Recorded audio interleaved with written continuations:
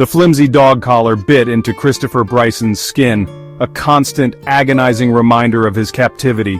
He had been held prisoner for days in the house on Charlotte Street, enduring unimaginable horrors at the hands of Robert Berdella. His body ached, a testament to the sadistic games his captor forced him to endure. A glimmer of hope appeared. Berdella, momentarily distracted, had left him unattended, the front door ajar. This was his chance, possibly his only one. Adrenaline surged through Christopher's weary muscles as he bolted toward the door. He burst onto the street, the midday sun momentarily blinding. Freedom, once a distant dream, felt within reach. He ran fueled by terror and a desperate yearning for survival. He had to get help, had to tell someone about the horrors that lay hidden behind the walls of 4315 Charlotte Street. His bare feet pounded the pavement, each step a victory against the darkness that had held him captive. Reaching a neighbor's porch, he hammered on the door, his pleas for help laced with panic. The door swung open, revealing a woman's startled face. In that moment, Christopher knew he had escaped the clutches of a monster, but the nightmare was far from over. The police arrived at 4315 Charlotte Street, an unassuming bungalow in a quiet Kansas City neighborhood. Their initial confusion at the disheveled young man's frantic claims quickly gave way to horror as they stepped inside. The stench of decay hung heavy in the air, a chilling prelude to the macabre discoveries that awaited them.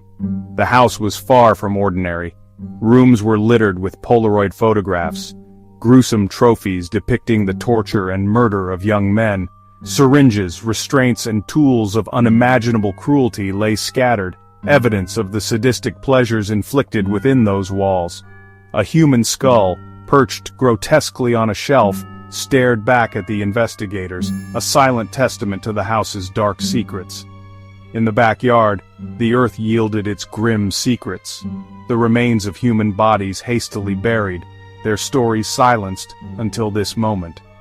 The house on Charlotte Street, once an unremarkable fixture in the neighborhood, was now an undeniable house of horrors, forever stained by the evil that unfolded within its walls.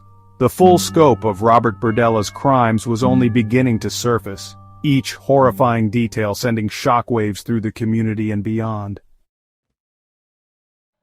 Robert Berdella, the architect of this unspeakable horror, was an enigma. A man who hid his monstrous desires behind a facade of normalcy. He was a familiar face in the community, a seemingly unremarkable man who ran a popular stall at the Westport Flea Market. He was known to frequent gay bars, blending seamlessly into the crowd. Beneath the surface, however, lurked a deeply disturbed individual. Berdella's descent into madness was a gradual one, marked by a fascination with control and domination that manifested in his youth. He experimented with animal cruelty, deriving a twisted pleasure from inflicting pain and suffering. As Berdella matured, his dark urges grew, finding their outlet in the vulnerable young men he lured to his home. He preyed on their trust, exploiting their vulnerabilities and silencing their cries for help. He documented his crimes meticulously, his photographs a chilling testament to his sadistic desires and a perverse need to exert ultimate control over his victims. Christopher Bryson, though the only known survivor, was not Berdella's only victim. The investigation unearthed a litany of missing person reports, young men who had vanished without a trace, their families left with agonizing questions and a lingering sense of dread. The Polaroid photographs, each image a window into a personal hell, put names and faces to the unidentified remains found in Berdella's backyard.